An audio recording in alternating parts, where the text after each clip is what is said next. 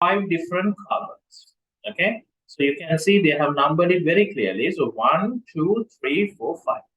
Right, so basically there are 5 different carbons here.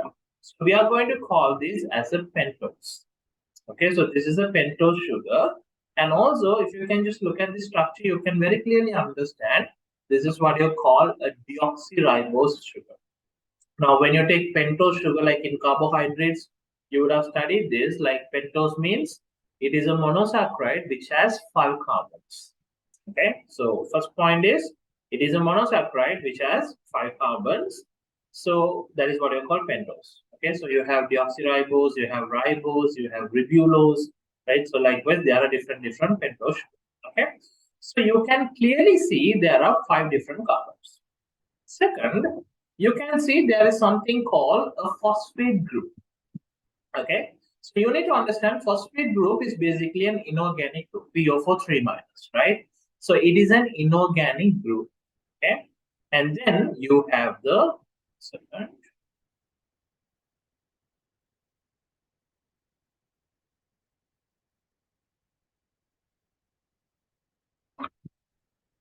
So then you can see the nitrogenous base. Okay, so you have the deoxyribose sugar, you have the pentose group, and you have the nitrogenous base. So these 3 together is what you call DNA nucleotide, or we can call it deoxyribonucleotide.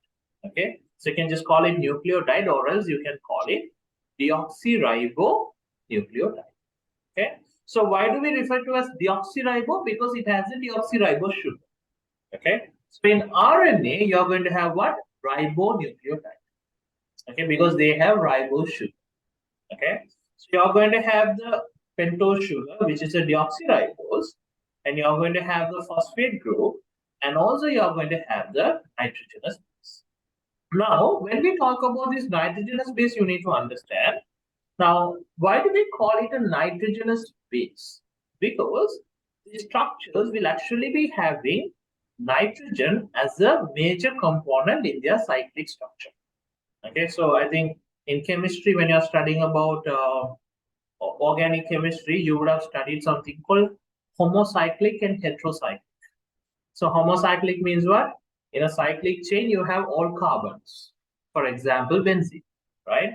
Or phenolphthalein or whatever, right? So you only have carbons in the major chain. I'm not talking about the branches. I'm talking about the main cyclic chain. You will be only having carbons. So that is what you call homocyclic. Whereas there is something called heterocyclic. In heterocyclic, what happens? You're going to have a cyclic chain, and in that, you're going to also have a nitrogen. Okay, so that is the nitrogenous base. Now, even this one is a heterocyclic, right? Like you can see there's an oxygen here. So this entire cycle becomes a heterocyclic. Okay, whereas if you take like a benzene or something, you only have carbon, right? So that is a homocyclic structure. Okay, so likewise, you should know the difference.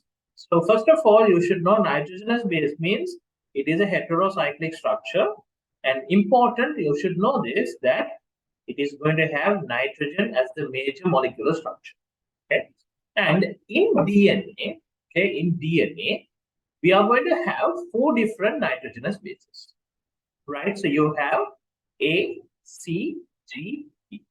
Okay, so you are going to have the adenine, cytosine, guanine, and thymine. So these are the 4 different nitrogenous bases, and you have to understand this. Now, these nitrogenous bases are only going to again come and repeat, right? So this is what you call the DNA sequence. Now, like in genetics and all, like we are going to discuss in future,